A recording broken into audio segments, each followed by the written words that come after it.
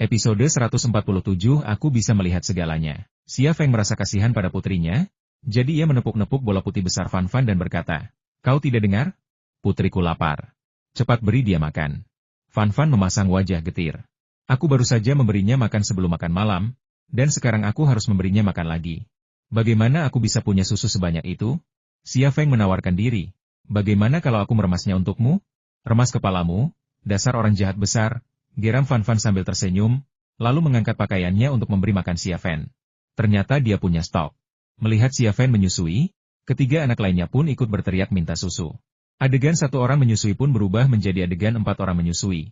Dan area dada putihnya sungguh mempesona. Nafsu makan keempat anak itu beberapa kali lipat lebih besar daripada anak-anak pada umumnya. Tetapi ibu mereka juga tidak kalah. Area dadanya montok dan kencang, sempurna, sehingga memuaskan mereka bukanlah masalah. Namun, jika ayah mereka juga mencoba menyuapi, masalah pasokan ASI akan muncul. Oleh karena itu, keempat anak itu sering mengawasi Xia Feng saat menyusu, waspada terhadapnya yang mencoba menyuapi. Benar saja, ketika Xia Feng berpura-pura bergerak ke arah dada Liang Xiao yang lain, Liang Jiayu mengangkat telapak tangannya, siap memukulnya. Ketika ia bergerak ke sisi Longbing, Xia Long juga mengangkat telapak tangannya untuk melindungi lumbungnya. Ketika ia mencapai sisi Jiang Rui, Xia Jianghe hanya mengulurkan tangan dan menutupi lumbung ibunya yang lain, tidak memberi Xia Feng kesempatan sedikit pun. Xia Feng melengkungkan bibirnya dan berkata, "Pelit, kalian pelit sekali. Aku tidak akan bermain denganmu lagi."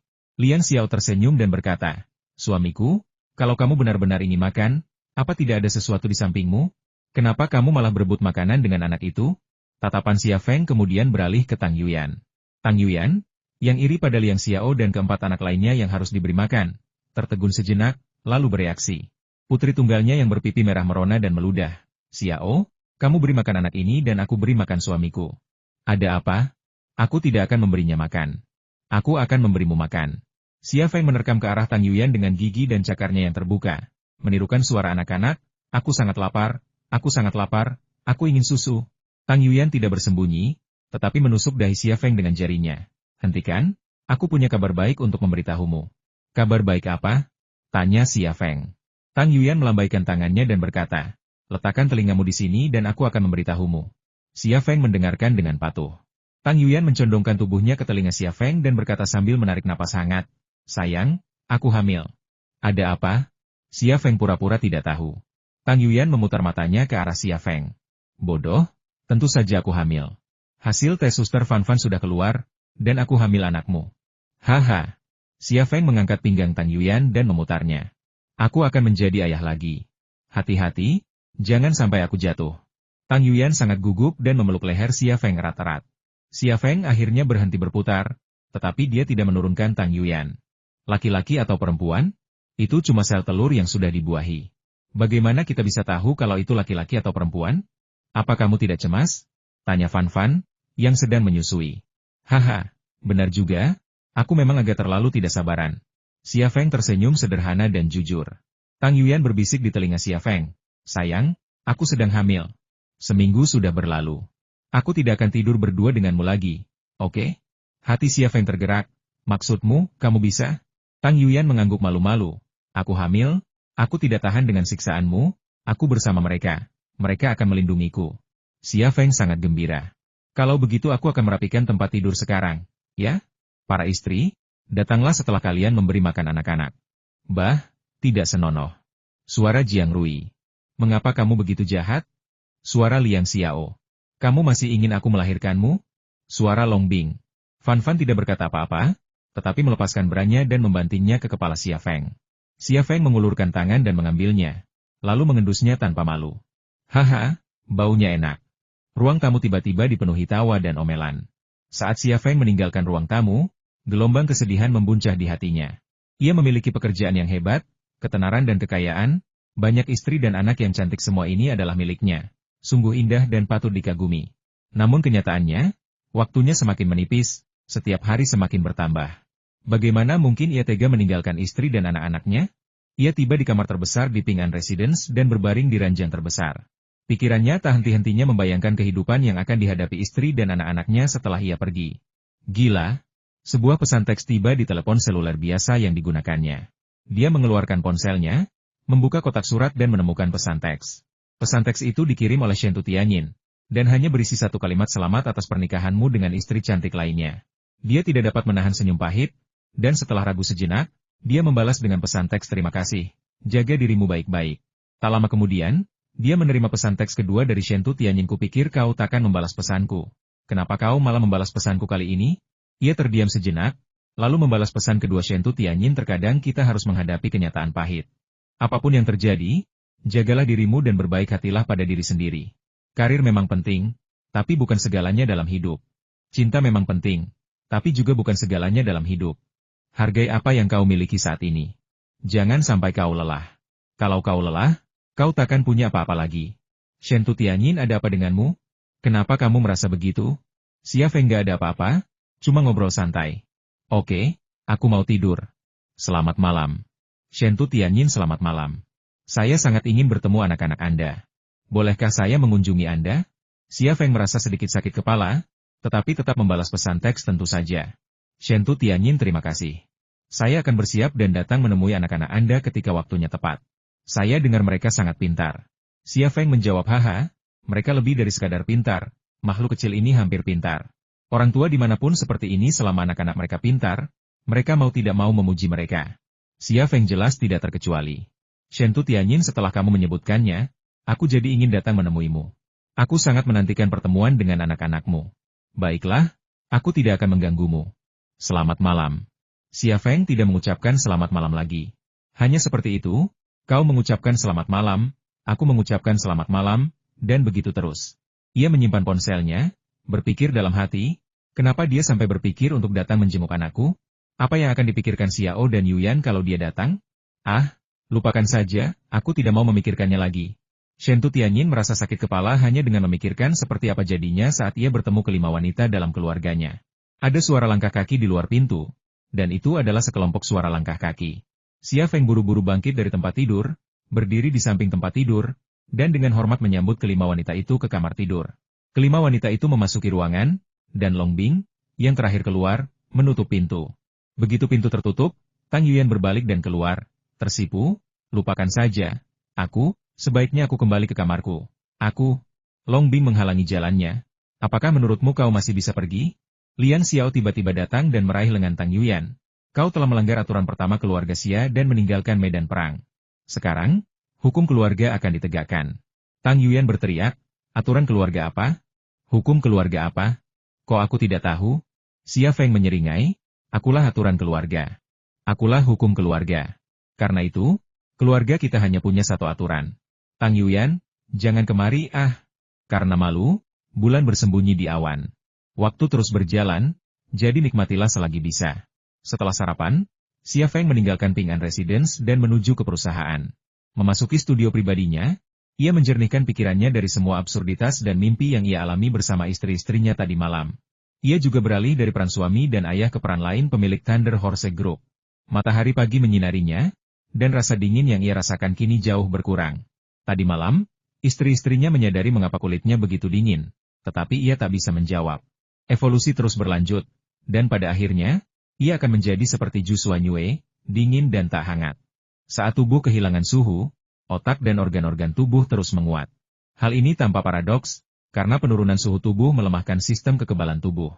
Namun, teori itu berlaku untuk orang biasa, tetapi tidak berlaku untuknya sama sekali. Dengan dimulainya evolusi penuhnya, ia akhirnya akan berevolusi menjadi tubuh energi murni, sehingga tidak lagi membutuhkan tubuh fisik. Zhu Xuanyue juga menyatakan bahwa di masa depan, manusia tidak akan lagi membutuhkan tubuh fisik, menempa tubuh mereka dari logam paduan untuk mengatasi kerasnya lingkungan alam semesta dan menjelajahi serta mengembangkan bentangan alam semesta yang luas. Tanpa tubuh fisik, bentuk energi murni akan memungkinkan manusia memiliki umur yang jauh lebih panjang, memungkinkan mereka melakukan perjalanan antar bintang yang membentang bertahun-tahun cahaya. Oleh karena itu, seiring evolusi manusia, tubuh mereka pada akhirnya akan lenyap dan digantikan. Namun, ia baru saja memasuki tahap akhir evolusi itu sebelum waktunya, dan tubuhnya mulai terasa dingin. Hal ini sangat normal. Memasuki kantor, Xia Feng menyalakan komputernya. Pertama-tama, ia memeriksa 4 rekening sahamnya di pasar saham AS. Sejumlah besar dana telah ditarik dari rekening-rekening ini selama perjalanannya ke AS. Dan karena ia tidak punya waktu untuk berdagang saham secara langsung selama periode ini, total aset di keempat rekening tersebut menyusut menjadi 2,5 miliar. Ini tidak akan berhasil. Rencana awal saya adalah melempar bola salju besar dan menggempur pasar modal Amerika dengan keras. Saya harus melakukan apa yang saya katakan. Tetapi sekarang dengan uang sekecil ini, saya rasa itu bahkan tidak akan membuat gelembung. Saya tidak punya waktu untuk berdagang saham, dan level boneka itu sangat terbatas. Apa yang harus saya lakukan? Xia Feng merenungkan masalahnya. Dan setelah beberapa menit, ia menutup mata dan memasuki mode otak super. Kini, ia dapat memasuki mode otak super lebih cepat dan dengan efek samping yang lebih sedikit. Seiring perkembangan tubuhnya yang semakin mendalam, ia akan segera dapat bekerja dalam mode otak super tanpa efek samping. Sebelumnya, setiap penggunaan mode otak super menimbulkan efek samping tertentu yang sangat tidak nyaman. Kali ini, Xia Feng memasuki mode otak super bukan untuk mempelajari pesawat tempur super dan pembom strategi Standard Horse Group, tetapi untuk mencoba memecahkan masalah spekulasi saham di pasar saham AS. Ketika otaknya dalam kondisi normal, ia memikirkan masalah tersebut tetapi tidak dapat menemukan solusi. Namun, ketika otaknya memasuki mode otak super, situasinya langsung berubah. Otaknya memberinya ratusan solusi hampir dalam sepersekian detik, dan dalam waktu yang sangat singkat ini, komputernya bahkan menganalisis dan menghitung semuanya. Dia menghilangkan satu solusi demi satu solusi hingga hanya satu yang tersisa. Xiao Qian, bukankah itu program mata-mata yang kubuat? Bagaimana mungkin aku lupa? Selama aku menulis ulang program Xiao Qian, itu bisa menjadi perangkat lunak perdagangan saham yang unik dalam sejarah. Aku hanya perlu menanamkan pasar saham Xiao Qian yang telah ditulis ulang ke dalam jaringan perdagangan pasar saham AS, dan program itu akan secara otomatis mengumpulkan dan memproses informasi di seluruh jaringan, lalu membeli dan menjual saham untukku. Aku hanya perlu menulis versi pasar saham Xiao Qian, dan hasilnya akan seperti bola salju bagiku. Xia Feng tak kuasa menahan senyum. Solusi yang diberikan oleh otaknya dalam mode otak super memang solusi terbaik untuk situasinya saat ini. Xia Feng mengganti komputernya dengan komputer peretasnya. Pikirannya kembali memasuki mode hiperotak, dan ia memprogram Xiao Qian versi pasar saham di dalamnya. Pikirannya berhitung dan bersimulasi, sementara jari-jarinya dengan cepat menulis ulang Xiao Qian versi mata-mata. Proses ini mencapai sinkronisasi yang luar biasa, sangat cepat dan tepat. Versi pasar saham Xiao Qian lebih kompleks daripada versi mata-mata karena membutuhkan tingkat kecerdasan tertentu. Hanya dengan membuatnya lebih cerdas, ia dapat mengumpulkan dan menganalisis intelijen dan informasi perdagangan di pasar saham AS, lalu mengoperasikan sahamnya secara besar-besaran. Saat mengembangkan Xiao Qian versi pasar saham, Xia Feng menemukan ide baru. Idenya adalah menggabungkan Xiao Qian versi pasar saham dengan versi mata-mata, menciptakan sistem dengan kecerdasan dan daya pemrosesan yang jauh lebih tinggi. Ia ingin sistem tersebut berevolusi menjadi seperti sistem Tiantian Amerika. Ini akan memudahkan Tiongkok mengumpulkan informasi tentang segala hal, mulai dari bisnis, militer, hingga politik di seluruh dunia, sekaligus mampu mencegat serangan peretas asing, bertindak sebagai firewall super. Jika sistem ini lahir, peran Super Xiao Qian tidak akan kalah pentingnya dibandingkan pesawat tempur super dan pembom strategis yang telah ia teliti. Ini juga akan menjadi aset berharga lainnya yang ia tinggalkan untuk Tiongkok. Ledakan. Saat pikiran ini terlintas, otak Xia Feng kembali mengingat setiap program yang pernah ia tulis, bahkan program teknik elektro yang ia rancang saat membangun mesin perkakas cerdas Thunder Dragon. Di antaranya adalah program kendali yang ia tulis untuk drone Jingke dan Ghost. Bahasa pemrograman yang tak terhitung jumlahnya berkelebat di benaknya, bagaikan batu bata yang membentuk dinding, dan dinding itu sendiri yang membentuk bangunan. Setiap pikiran adalah instruksi. Yang ia peroleh bukan hanya Xiao Qian versi pasar saham, tetapi juga prototipe Xiao Qian versi super, bahkan program dan rekayasa listrik yang dibutuhkan untuk pesawat pengebom strategis Kunpeng dan pesawat tempur Yanwang. 2 jam berlalu. Jari-jari Xia Feng berhenti mengetuk, lalu ia mengangkat telepon satelit dan memutar nomor. Ketika panggilan tersambung, ia berkata, "Tuan Hornik, selamat malam. Paman Xia, tidurlah. Paman Xia tidur telanjang. Paman Xia orang jahat. Saya sudah mengirimkan program perangkat lunak ke surel Anda. Salin dan pasang di komputer kerja Anda saat Anda tiba di kantor." "Baik, tuanku." Suara boneka Hornik. Seharusnya ini terakhir kalinya Xia Feng menggunakan boneka ciptaan Zhu Xuanyue. Selama Hornik menanamkan Xiao Qian versi pasar saham ke dalam komputer kerjanya, boneka itu akan memasuki sistem perdagangan pasar saham AS dan memulai misinya. Setelah menyelesaikan ini, Xia Feng beristirahat sejenak. 2 jam mode otak super memang membuat otaknya sedikit mengantuk, tapi hanya itu saja. Efek sampingnya jelas jauh lebih kecil daripada sebelumnya. Mari kita istirahat dulu sebelum melanjutkan penelitian tentang Raja Yan dan Kunpeng. Xia Feng berdiri dan membuat secangkir teh untuk dirinya sendiri. Tehnya sudah siap, tetapi sebelum ia sempat menyesapnya, Qin Xiang muncul di pintu kantor. Ia mengenakan pakaian profesional yang menggoda, dengan lipstik merah menyala di bibirnya. Dan ia, yang sekarang menjadi sekretaris Xia Feng. Setelah insiden King Chaiwei, Xia Feng awalnya ingin mempekerjakan sekretaris wanita lain, tetapi Liang Xiao telah mengatur Qin Xiang sebagai gantinya. Niat Liang Xiao jelas bagi semua orang. Dengan menunjuk Qin Xiang sebagai sekretarisnya, ia menghilangkan kemungkinan Xia Feng menemukan sekretaris wanita cantik lainnya. Dan dengan demikian menghilangkan kemungkinan seorang sekretaris wanita merayu suaminya. Dan sebagai CEO Leima Group dan istri Xia Feng, bukankah mudah baginya untuk menjadikan Qin Xiang sekretarisnya? Tuan Xia, kenapa Anda membuat teh sendiri? Tidak bisakah Anda memanggil saya saja? Qin Xiang berjalan mendekat dengan pinggang dan pinggul bergoyang. Lebih mirip model daripada model. Xia Feng tersenyum kecut. Kamu tidak tahu cara memakai jas pria? Apa benar-benar terlihat bagus seperti ini? Qin Xiang memutar matanya ke arah Xia Feng. Sekarang abad ke-21, kenapa kamu masih begitu konservatif? Negara ini mengizinkanmu menikahi 5 istri, tapi tidak mengizinkanku memakai pakaian yang kusuka. Xia Feng mengangkat bahu tanpa berkata-kata, asalkan kamu bahagia, saudari Qin. Qin Xiang akhirnya tersenyum, itu cukup bagus. Ada apa? Tentu saja ada sesuatu. Qin Xiang berkata, Shen Tu Tianyin ada di luar. Kalau kau tidak mau menemuinya, aku akan memintanya kembali. Kenapa kamu tidak bilang dari tadi? Xia Feng berdiri dan berjalan menuju pintu untuk menyambutnya secara langsung. Jika itu orang lain, ia pasti akan menolak bertemu dengannya. Atau bahkan jika ia bertemu, ia tak akan membuka pintu untuk menyambutnya. Namun Shen Tu Tianyin berbeda. Bagaimanapun, ia adalah wanita yang sangat dicintainya, mantan istrinya. Meskipun ia telah menceraikannya, ia tetap menganggapnya sahabat. Ia bukanlah tipe pria yang akan menjadikan perpisahan sebagai musuh. Ia memang bertanggung jawab atas kemalangan Shen Tu Tianyin, tetapi ia tak pernah benar-benar menyalahkannya. Dan Shen Tu, wanita itu, selalu memiliki tempat khusus di hatinya. Shen Tu Tianyin berdiri di koridor di luar pintu, mengenakan gaun hitam berpotongan rapi, sederhana namun elegan. Ia mengenakan topi hitam dengan pita merah yang diikat membentuk mawar, menambahkan sentuhan semangat muda pada penampilannya. Ia menenteng tas tangan hitam, bukan merek ternama, tetapi tampak sangat pas di tangannya. Dia masih begitu cantik, dingin dan mulia. Namun Xia Feng tahu bahwa di balik penampilannya yang dingin dan mulia terdapat hati yang penuh gairah, dan dia pernah memiliki hati itu. Mereka saling memandang, tak seorang pun berbicara sepatah kata pun, dan kesepahaman diam-diam yang aneh muncul. Qin Xiang terbatuk dan berkata, baiklah, aku akan pergi ke bengkel dan melihat-lihat. Kalian bisa mengobrol. Silakan, silakan. Xia Feng sudah pergi, lalu tersenyum. Kukira kau akan pergi ke rumahku, tapi aku tidak menyangka kau akan datang ke sini untuk menemuiku. Shen Tu Tianyin menunggu sampai Qin Xiang berjalan beberapa langkah sebelum berbisik, kalau kamu tidak di rumah, aku akan ke rumahmu. Kamu punya banyak istri, dan kalau salah satu dari mereka melotot, aku akan dikuliti hidup-hidup. Xia Feng tersenyum canggung, masuk dan duduk. Shen Tu Tianyin masuk, dan Xia Feng mengulurkan tangan untuk menutup pintu, tetapi tiba-tiba teringat sesuatu dan mengurungkan niatnya.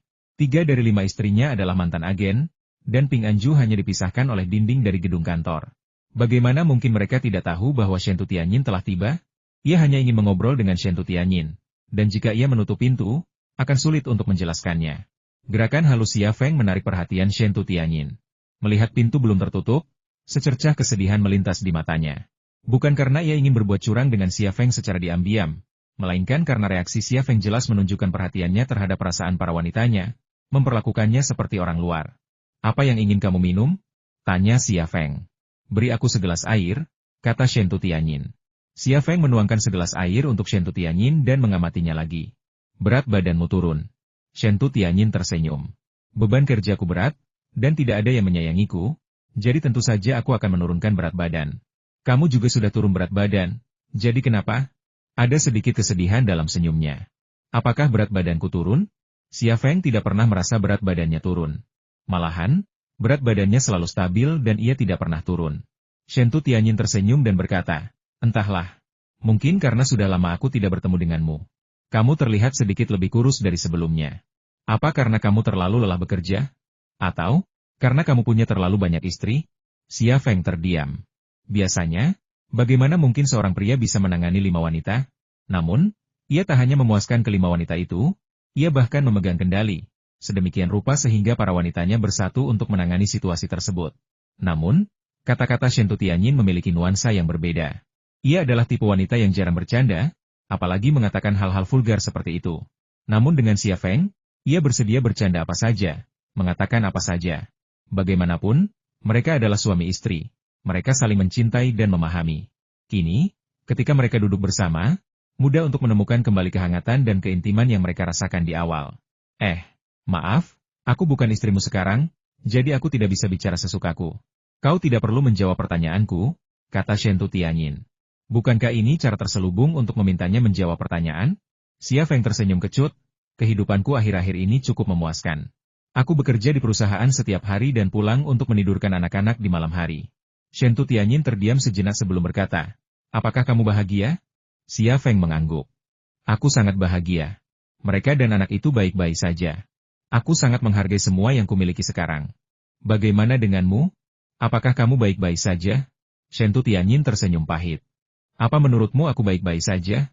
Aku tidak bisa memaafkan diriku sendiri. Dan kau, sudah terlambat untuk mengatakan apapun sekarang. Ia menceraikannya, tetapi kini Xia Feng telah menjadi suami dari 5 wanita dan memiliki 4 anak. Ia tidak bisa lagi berdamai dengannya dan kembali ke kehidupan mereka sebelumnya. Suasana di kantor menjadi canggung. Haha. Xia Feng tertawa datar. Kita bicarakan hal lain saja. Saya lihat Vientani Group berkinerja cukup baik di pasar saham AS, saat ini diperdagangkan di harga 12. Saya juga punya saham Vientani Group senilai lebih dari 1 miliar dolar. Saya jadi kaya raya mengikutimu. Shentu Tianyin menatap Xia Feng. Berapa lama kamu ingin terus berbohong padaku? Xia Feng sedikit terkejut. Apa? Saya tahu Andalah yang membantu saya dan membantu Wanxiang Group melewati masa-masa tersulitnya. Kenaikan saham Wanxiang Group di pasar saham AS juga berkat bantuan rahasia Anda, bukan? Jadi itu yang kau maksud. Xia Feng tersenyum. Aku sedang mencoba menghasilkan uang di pasar saham AS. Memperdagangkan saham orang lain tidak sebaik memperdagangkan sahammu sendiri, kan? Lagi pula, kita kan teman. Hanya teman? Secercah kesedihan terpancar di mata Shentu Tianyin. Xia Feng dapat memahami tatapan matanya, tetapi dia tidak tahu harus berkata apa. Kenapa kau begitu baik padaku? Aku pernah mengkhianatimu sebelumnya. Dan bahkan saat itu pun kau masih memberiku kesempatan untuk memilih. Tapi antara kau dan Vientani Group, aku memilih Vientani Group. Seharusnya kau membenciku. Jadi kenapa kau masih begitu baik padaku? Xia Feng tersenyum getir. Aku benar-benar mengerti dirimu. Dalam situasi seperti itu, jika aku yang disalahkan, pemerintah tidak akan melakukan apapun kepadaku. Tapi jika mereka menghukummu, kau bisa dihukum mati atau penjara seumur hidup. Lagi pula, jumlah uang yang terlibat terlalu besar. Aku memberimu pilihan itu, dan kau memilih grup Wanxiang karena itu adalah kerja keras ayahmu dan dirimu. Itu bagian dari hidupmu. Shentu Tianyin tiba-tiba menyela Xia Feng. Kau masih punya aku di hatimu, kan? Apakah masih ada tempat untuk Shentu Tianyin di hatinya? Apakah dia masih mencintai Shentu Tianyin? Xia Feng tak pernah benar-benar memikirkan pertanyaan ini. Dan kini, tiba-tiba dihadapkan pada pertanyaan itu, ia sungguh tak mampu menjawabnya. Setelah bercerai dari Shentu Tianyin, ia menjalani hidup penuh pesta pora, dengan segudang istri cantik, anak-anak, dan teman curhat seperti Suki no Kyoko. Gairah seksualnya meluap-luap. Namun bagaimana dengan Shentu Tianyin? Ia tetap suci, bahkan tanpa pacar yang digosipkan, apalagi yang sungguhan. Dengan kecantikan dan statusnya, ia pasti tak akan kekurangan pria yang mengejarnya. Jumlah pria yang diam-diam mencintainya dan ingin memilikinya mungkin tak terhitung banyaknya. Jadi, baginya, perceraian mungkin melegakan, sebuah peningkatan dari satu keadaan bahagia ke keadaan yang lebih tinggi. Namun bagi Shentu Tianyin, perceraian hanyalah kesepian, kesunyian, dan rasa sakit. Tidak ada orang lain di sini, apalagi istrimu. Tidak bisakah kau memberitahuku jawabannya? Ini sangat penting bagiku, kata Shentu Tianyin. Xia Feng menghela napas. Tianyin, kenapa kau melakukan ini? Apa gunanya tahu jawabannya? Seharusnya kau. Apa yang harus saya lakukan? Lupakan aku, carilah pria yang mencintaimu dan menyayangimu. Lalu jalani sisa hidupmu dengan bahagia dan penuh sukacita. Kau pantas mendapatkan kebahagiaan seperti itu, dan kau seharusnya tidak hidup di masa lalu, kata Xia Feng. Ia tidak tahu mengapa.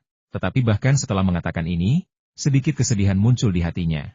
Bagi seorang pria, rasanya tidak menyenangkan membiarkan wanita yang pernah dicintainya bersama pria lain. Tapi itulah kemurahan hatinya, kemurahan hatinya. Dia punya banyak istri cantik, menikmati semua kenikmatan seks dan kehidupan keluarga. Dia tidak bisa begitu saja memonopoli hati mereka, bahkan tubuh mereka, dan tidak membiarkan mereka menikmati kebahagiaan yang pantas mereka dapatkan. Itu terlalu egois. Baiklah, kalau begitu kau boleh memperkenalkan satu kepadaku, kata Shentu Tianyin. Perkenalkan? Xia Feng kehilangan kata-kata. Aku. Shentu Tianyin menyela Xia Feng lagi. Tapi aku punya satu syarat. Syaratnya harus sama dengan syaratmu. Sama. Xia Feng tidak mengerti apa standar spesifiknya untuk sama. Ya, sama. Shentu Tianyin menambahkan kriterianya. Tinggi badan sama, berat badan sama, wajah sama, mata sama. Kau tahu, aku selalu terpesona oleh matamu. Dan kau harus sehebat ini. Xia Feng, aku Shen Tu Tianyin. Aku tidak menginginkan apapun atau tidak menginginkan apapun. Jika aku menginginkan seorang pria, maka aku menginginkan pria terbaik di dunia. Mantan suamiku adalah pahlawan yang tak tertandingi. Jika aku menikah lagi, apakah aku akan menikah dengan pria biasa? Mata Shen Tu Tianyin membara. Dari tatapan itu saja, Xia Feng tahu bahwa ia tak pernah melupakannya dan masih sangat mencintainya. Ia bahkan bisa memahami standarnya, karena ia adalah Shen Tu Tianyin, Ratu Grup Wan Xiang. Ia mungkin salah satu wanita paling sombong di dunia, dan pria yang bisa menaklukkannya ada tepat di hadapannya. Tak ada orang lain yang bisa. Namun, beberapa orang dan barang sulit untuk kembali setelah Anda merindukannya. Xia Feng tersenyum canggung. Sudahlah, jangan bahas ini lagi. Apa kau tidak ingin melihat anakku? Aku akan mengantarmu ke sana. Kesedihan di mata Shen Tu Tianyin menjadi lebih intens. Namun, saat Xia Feng hendak berdiri, Qin Xiang tiba-tiba muncul di pintu. Tanpa gugup, Pak Tua Xia, sesuatu yang buruk telah terjadi. Di grup kuda petir, hanya Qin Xiang yang berani memanggil Xia Feng dengan sebutan Xia tua dan bayi. Xia Feng berdiri dan bertanya, apa yang terjadi? Istri-istrimu sudah datang. Qin Xiang menoleh ke belakang, mereka sudah di tangga. Aku kabur dulu. Aku terlalu gegabah datang ke sini dan memberitahu kalian berita ini. Ingat traktir aku makan nanti. Sebelum Xia Feng sempat berkata apa-apa, Qin Xiang sudah menyelinap pergi, menuju tangga di seberang koridor. Begitu ia pergi, lorong itu dipenuhi suara khas sepatu hak tinggi yang menyentuh lantai, disertai gemerisik roda kereta dorong bayi.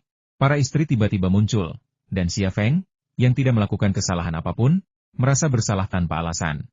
Reaksi Shen Tu Tianyin tenang. Setelah kemunculan Qin Xiang, ia tampak telah berubah, dari wanita yang lembut, cerdas, dan lembut menjadi seorang ratu yang kesepian, dingin, dan arogan. Ia dengan tenang mengeluarkan sebuah amplop dari tasnya dan berkata kepada Xia Feng, Bos Xia, mari kita bicara bisnis. Hah? Xia Feng tak dapat menahan diri untuk tidak tertegun. 4 wanita masuk dari pintu kantor, salah satu dari mereka mendorong kereta dorong bayi, dan di setiap kereta dorong ada seorang anak yang cantik dan menawan. Liang Xiao berbicara lebih dulu. Kebetulan sekali, Nona Shen Tu, Anda juga ada di sini. Shen Tu Tianyin mengangguk pelan, Xiao, lama tak berjumpa. Halo. Kemudian, ia menyapa Fan Fan, Long Bing, dan Jiang Rui dengan sopan. Xia Feng tersenyum dan berkata, mengapa kamu di sini? Fan Fan berkata, dia putrimu yang berharga. Dia terus menangis memanggil ayahnya, jadi aku membawanya untuk menemuimu. Aku sangat mencintaimu, putriku. Begitu Fan Fan selesai bicara, Xia Feng langsung berkata, aku tidak mau punya ayah. Dia tidak punya susu untukku. Xia Feng ketakutan. Shen Tu Tianyin terkejut dan berkata, dia sudah bisa bicara di usia semuda itu? Dan pikirannya begitu jernih? Fan Fan berkata, dia memiliki gen ayahnya, jadi tentu saja dia pintar. Ini sebenarnya melampaui cakupan kecerdasan, dan Fan Fan sangat jelas tentang hal ini. Tatapan Shen Tu Tianyin menyapu keempat anak itu, kilatan aneh di matanya. Ia pernah bermimpi memiliki anak dengan Xia Feng, tetapi keinginan ini tak pernah terwujud. Sekarang, melihat betapa indahnya anak Xia Feng dengan wanita lain, bagaimana mungkin ia tidak tersentuh oleh pemandangan itu? Nona Shen Tu, apakah ada yang Anda butuhkan untuk datang ke sini hari ini? Tanya Liang Xiao. Shen Tu Tianyin akhirnya tersadar dan berkata, begini, grup Wan Xiang punya tambang di Nigeria. Dulu tambang itu menambang barit, dan hasilnya sangat kecil, jadi saya tidak terlalu memperhatikannya. Tapi baru-baru ini, ahli geologi kami menemukan logam yang sangat istimewa di tambang itu. Mungkin logam langka. Logam langka? Xia Feng sedikit terkejut. Namun, bukan sembarang tambang logam langka di Nigeria, melainkan Shen Tu Tianyin yang memiliki tujuan formal. Shen Tu Tianyin berkata, ya, itu logam langka, dan belum pernah ditemukan sebelumnya. Para ahli kami bahkan belum menamainya, dan kami belum tahu banyak tentang sifat fisiknya. Tetapi satu hal yang pasti. Setelah jeda, ia melanjutkan, para ahli kami mengatakan bahwa logam langka dapat menyerap gelombang elektromagnetik. Jantung Xia Feng berdebar kencang. Apakah kamu punya sampel logam langka itu? Coba aku lihat. Ya, di perusahaan, kata Shen Tu Tianyin. Aku akan pergi ke perusahaanmu sekarang. Xia Feng hendak berkata, aku akan pergi bersamamu ke perusahaanmu sekarang. Tetapi sebelum dia bisa menyelesaikan kata-katanya, dia melihat keempat istrinya menatapnya, dan dia menelan kata-kata yang hendak diucapkannya. Masalah ini harus dilaporkan ke negara, kata Fan Fan. Ini masalah besar, dan perlu dirahasiakan. Jangan sampai pejabat Nigeria tahu terlalu cepat. Shen Tu Tianyin berkata, saya pasti akan melaporkannya ke negara, tetapi wilayah itu sedang dilanda perang, Dan saya tidak bisa menambang logam langka itu sendirian. Ada satu hal lagi yang ingin saya sampaikan. 4 orang Amerika datang kemarin, mengaku dari Global Mining Company, dan ingin membeli tambang itu dari saya. Entah kenapa, Xia Feng tiba-tiba teringat informasi intelijen yang diterimanya sebelumnya. Ia menyatakan bahwa beberapa orang Amerika berbahaya telah memasuki negara itu. Ia tidak terlalu mempedulikannya. Tetapi ketika Shen Tianyin mengatakan bahwa 4 orang Amerika telah mendekatinya untuk membeli tambang grup Vientani di Nigeria, ia tiba-tiba teringat. Bagaimana kamu berbicara dengan mereka? Fan Fan bahkan lebih cemas daripada Xia Feng. Shen Tianyin berkata, kami tidak banyak bicara. Saya hanya membahasnya sebentar, lalu menghampiri. Tuan Xia, saya tahu Anda memiliki reputasi yang sangat tinggi di dunia internasional, dan Thunder Horse Group juga merupakan perusahaan senjata yang memproduksi senjata. Jika kita bekerja sama, kita mungkin bisa menambang logam langka itu. Menambang biji-biji yang tidak signifikan di wilayah yang dilanda perang bukanlah masalah besar. Namun, menambang logam langka yang sangat berharga akan menjadi cerita yang berbeda. Pemerintah Nigeria, pemberontak, dan organisasi teroris akan datang berbondong-bondong. Itu bukanlah skenario terburuk. Skenario terburuknya adalah intervensi kekuatan nasional Amerika. Pada saat itu, Vientani Group tidak akan mampu mempertahankan tambang tersebut. Jadi, Shen Tianyin datang ke sini. Tambang di Nigeria memang kue yang sangat besar, tetapi ia bersedia membaginya dengan Xia Feng. Sayang, pergi lihat sampelnya, kata Fan Fan. Aku akan segera melapor ke komandan. Telepon aku setelah kamu melihat sampelnya agar aku bisa memberitahu dia apa yang telah kamu pelajari. Liang Xiao, Long Bing, dan Jiang Rui tetap diam, hanya menatap Xia Feng. Kejadian ini datang begitu tiba-tiba sehingga mereka merasa agak asing. Xia Feng tahu mereka tidak ingin dia mengikuti Shen Tianyin ke grup Wan Xiang. Tetapi dia tetap berkata, As memiliki program pembunuh naga yang mengincar kita, dan Lockheed Martin sedang mengembangkan jet tempur super yang mampu menekan kita. Jika mereka mendapatkan logam langka yang dapat menyerap gelombang elektromagnetik, As akan memiliki emas rahasia X yang diproduksi oleh grup kuda petir. As akan mendapatkan kembali keunggulannya yang luar biasa atas kita di ranah antariksa. Jika itu terjadi, itu akan menjadi mimpi buruk bagi negara dan bangsa kita.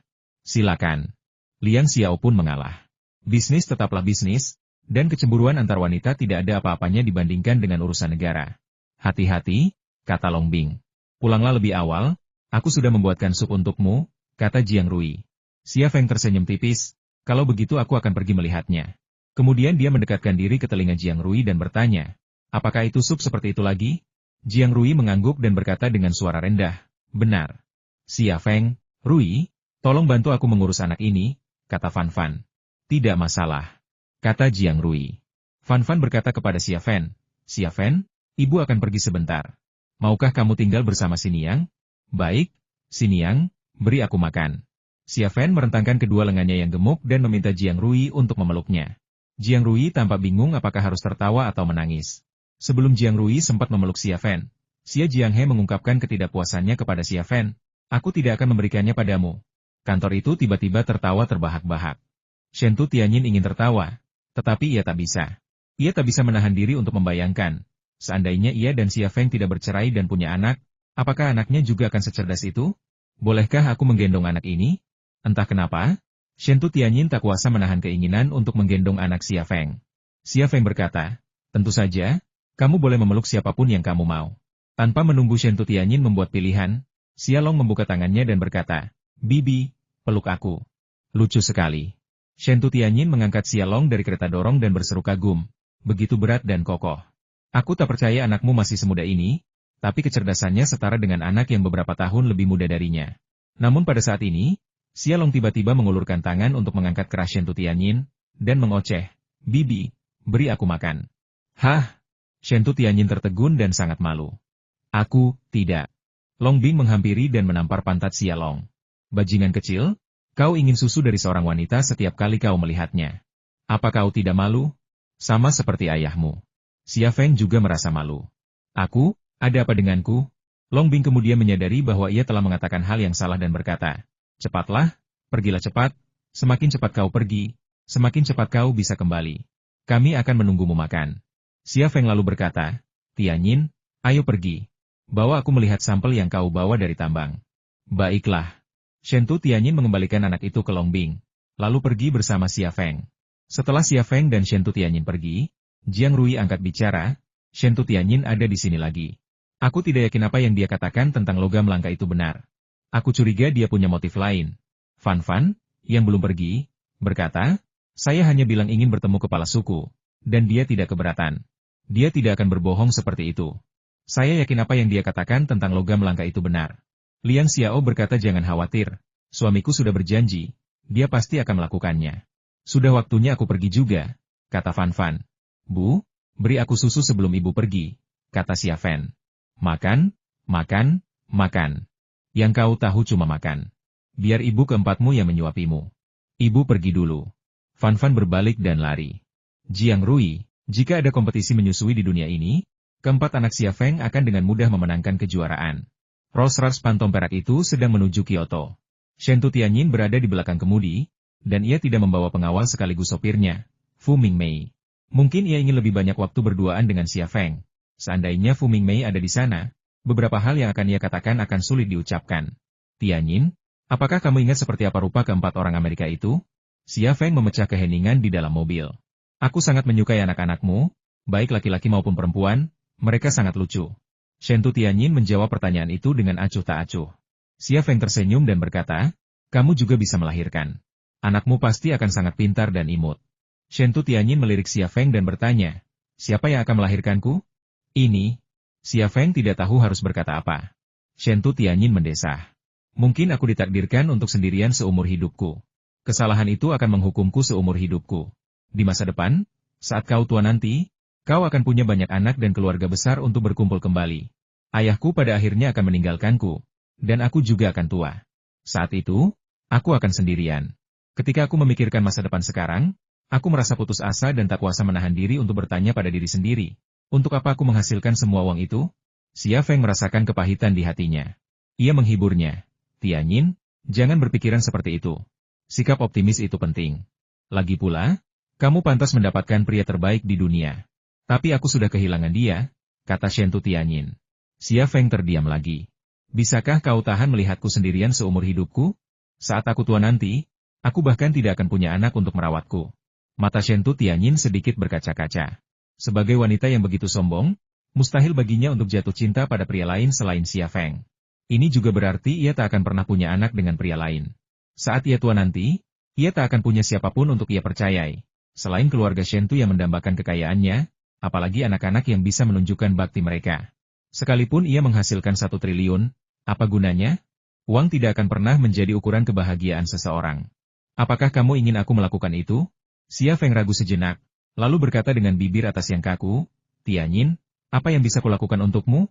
Shen Tianyin menggigit bibirnya dan berkata, Nak, aku menginginkan seorang anak. Hah? Xia Feng tertegun. Shen Tianyin berkata, saat pertama kali menikah, aku ingin punya anak laki-laki dan perempuan denganmu. Aku tidak pernah menggunakan alat kontrasepsi apapun, tapi aku tidak tahu kenapa aku tidak bisa hamil. Pada saat itu, Fan Fan belum mengembangkan penawarnya.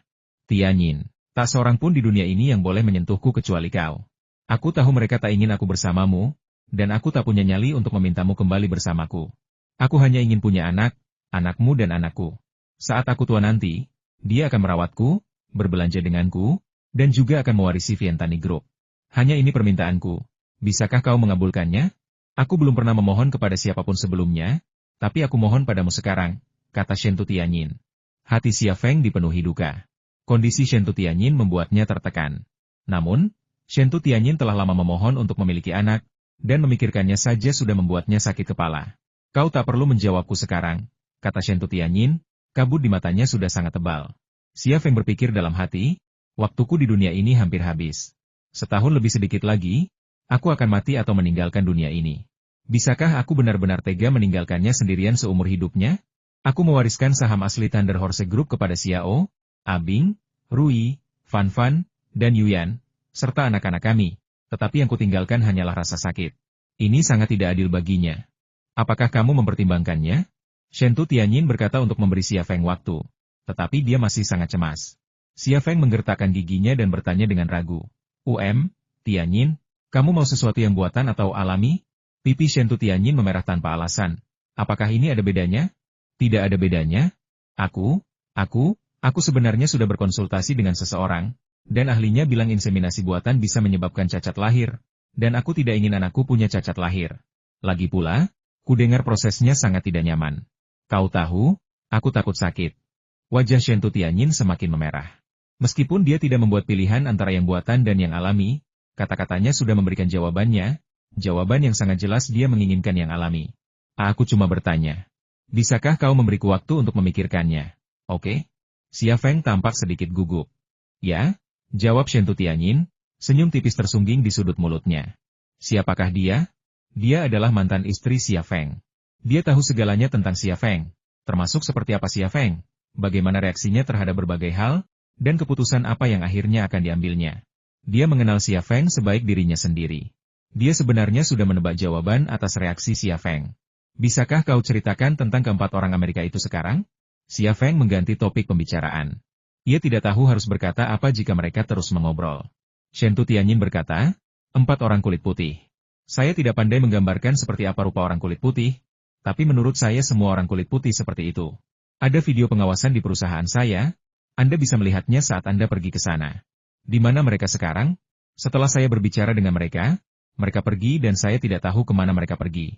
Apakah mereka tahu Anda memiliki sampel logam langka itu? Mereka mungkin tidak tahu. Aku tidak memberitahu mereka. Malahan, kamu orang pertama yang tahu tentang ini, kata Shen Tianyin. Rolls-Royce Phantom berwarna perak melanjutkan perjalanannya menuju Kyoto. Kantor pusat Vientani Group di Kyoto. Xia Feng mengikuti Shen Tianyin ke pintu kantor rahasia di kantor pusat Wanxiang Group.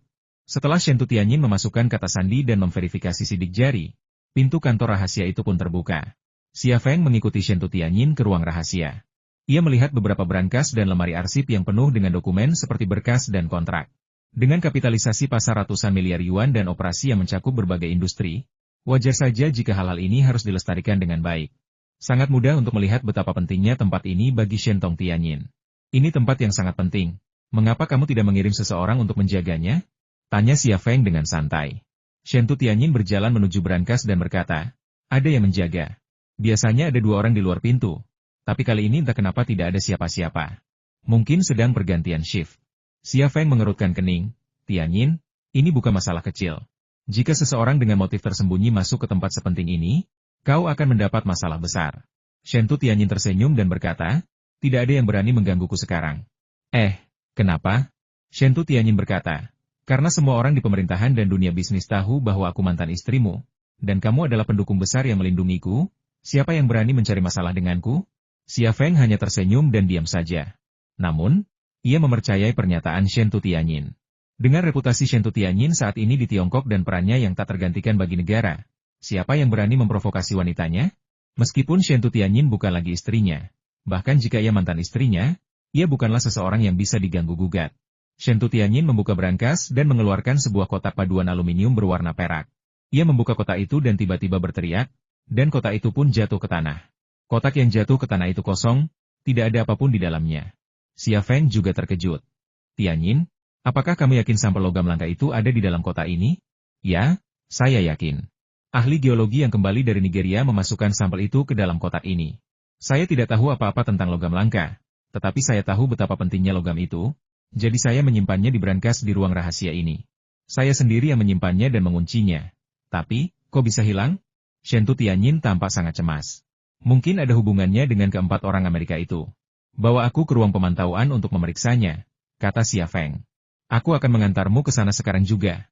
Shen Tianyin berjalan keluar dengan cemas, menjelaskan kepada Xia Feng sambil berjalan, aku benar-benar tidak berbohong padamu.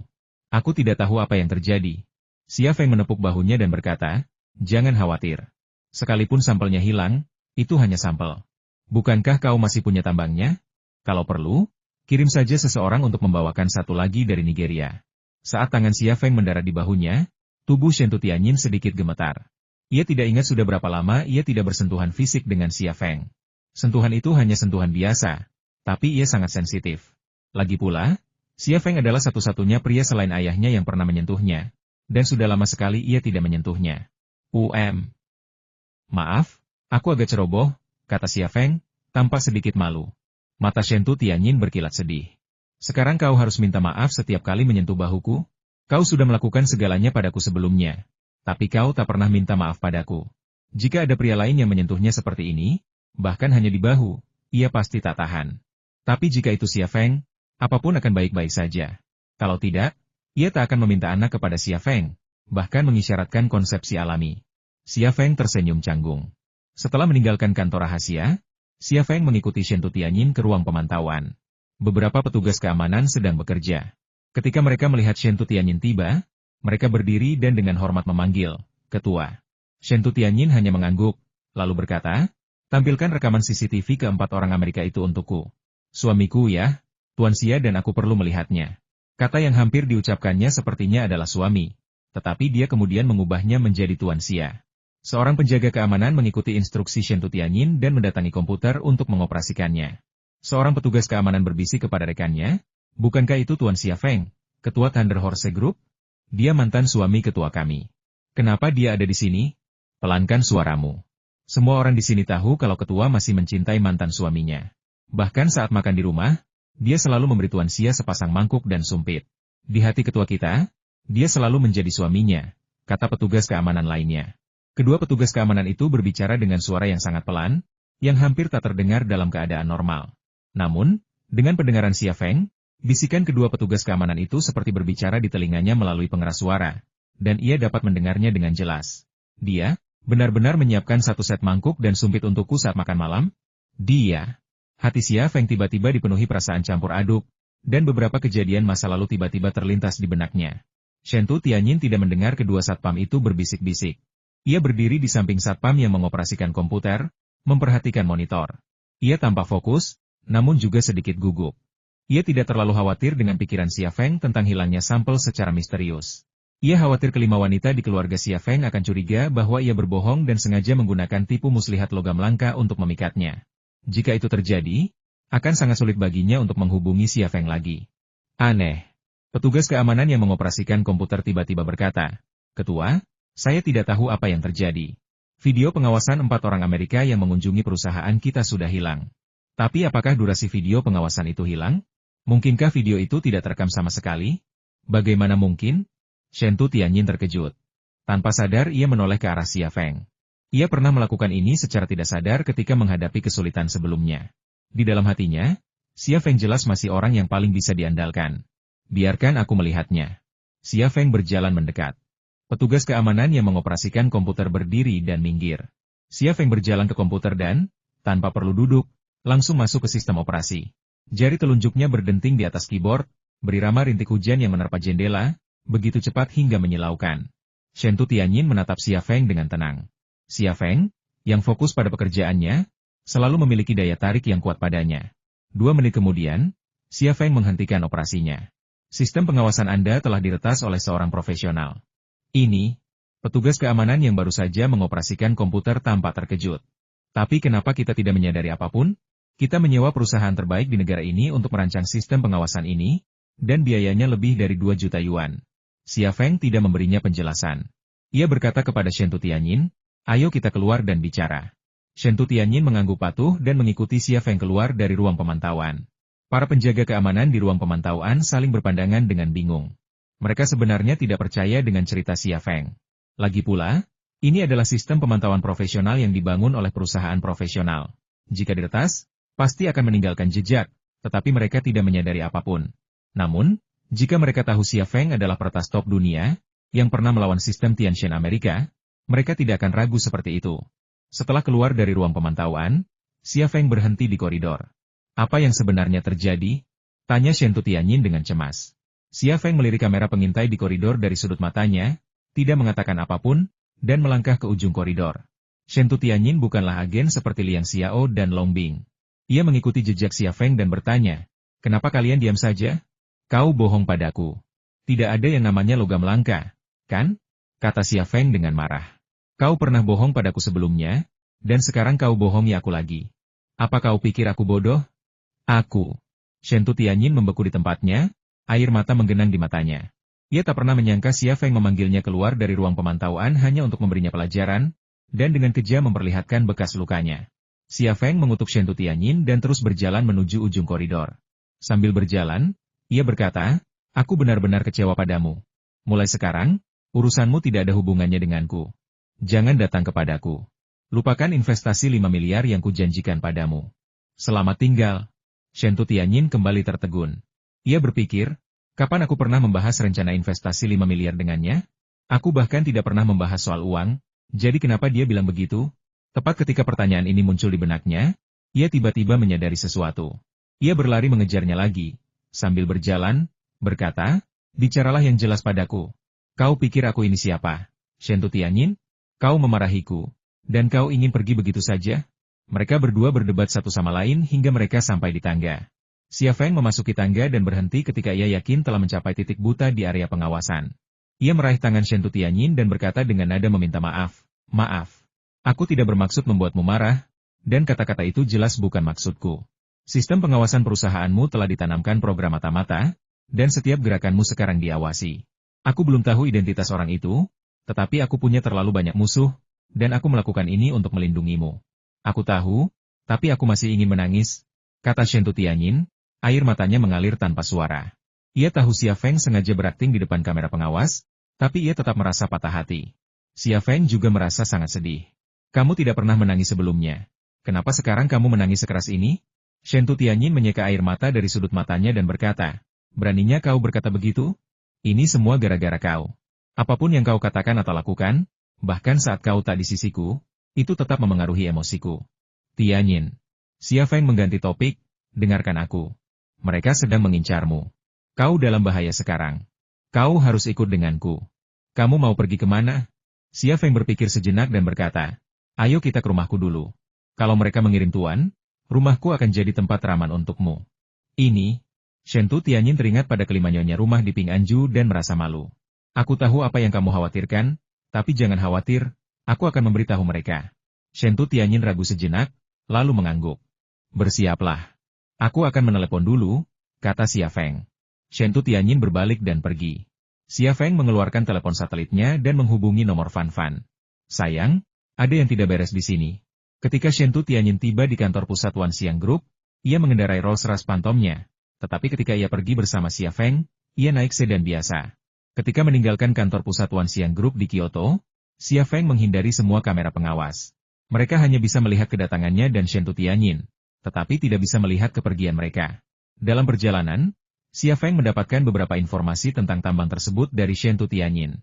Tambang Vientani Group di Nigeria terletak di wilayah tempat kelompok militan Boko Haram aktif, di sebelah timur kota bersejarah Kano, dekat Gurun Sahara. Tambang tersebut terdaftar secara resmi di Nigeria dan bernama Friendship Mining. Karena banyak penduduk setempat yang bekerja di tambang tersebut dan telah memberikan beberapa sumbangan besar untuk masjid-masjid setempat, tambang tersebut relatif aman. Dalam perjalanan, Shen Tianyin menelepon orang yang bertanggung jawab atas Friendship Mining, tetapi panggilannya tidak dapat tersambung.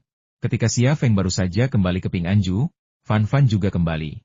Sayang, aku sudah memberitahu kedutaan besar Nigeria untuk mengirim seseorang untuk menyelidiki, kata Fan Fan. Namun, kita tidak bisa menghubungi orang-orang di Friendship Mining. Sepertinya komunikasi di sana terputus. Ia menatap Shen Tianyin dan bertanya, Nona Shen, apakah tambang grup Vientani di sana bernama Friendship Mining? Shen Tianyin berkata, ya, namanya Friendship Mining. Saya baru saja menelepon petugas di sana, tapi tidak tersambung. Saya tidak tahu apa yang terjadi. Siapa orang yang bertanggung jawab di sana? Tanya Xia Feng. Shen Tianyin berkata, dia dari keluarga Shen kami. Namanya Shen Weing. Dia putra bungsu dari saudara laki-laki kakek saya. Jadi berdasarkan senioritas, saya harus memanggilnya paman ketujuh. Dia bertanggung jawab atas urusan pertambangan di luar negeri pada masa ayah saya, dan dia cukup cakap. Tambang di Nigeria sejauh ini tidak mengalami masalah besar, dan itu tak lepas dari kemampuannya. Siapa perwakilan sah tambang itu? Tanya Xia Feng. Tentu saja aku, kata Shen Tianyin. Xia Feng berkata, tidak seburuk itu. Kalau itu paman ketujuhmu, aku khawatir Amerika akan memanfaatkan hubungan masyarakat untuk melawannya. Kalau itu terjadi, kau bisa dengan mudah kehilangan kendali atas Friendship Mining. Shen Tianyin berkata, apa yang harus kulakukan sekarang? Aku tidak bisa menghubungi Shen Weing, dan aku tidak bisa memintanya mengirimkan sampel. Jangan khawatir, kedutaan besar Nigeria sudah mengirim orang untuk memeriksanya. Mereka pergi ke sana dengan helikopter dan akan memberikan kabar sekitar 2 jam lagi, kata Fan Fan. Xia Feng berkata, bagus. Ayo makan. Kita akan mendapat kabar segera setelah makan malam. Shen Tianyin mengangguk, tampak tenang di permukaan, tetapi hatinya merasa gelisah. Saat mereka berjalan menuju restoran, Fan Fan diam-diam menarik lengan baju Xia Feng. Xia Feng memperlambat langkahnya dan menunggu dia berbicara. Fan Fan mendekatkan diri ke telinga Xia Feng dan bertanya, mengapa kamu membawanya ke sini? Xia Feng juga merendahkan suaranya, Tianyin telah menjadi incaran semua orang. Jangan lupa, dia adalah badan hukum tambang itu. Dia sangat tidak aman sekarang. Aku memintanya untuk datang dan tinggal selama beberapa hari. Dengan begitu, semuanya akan aman.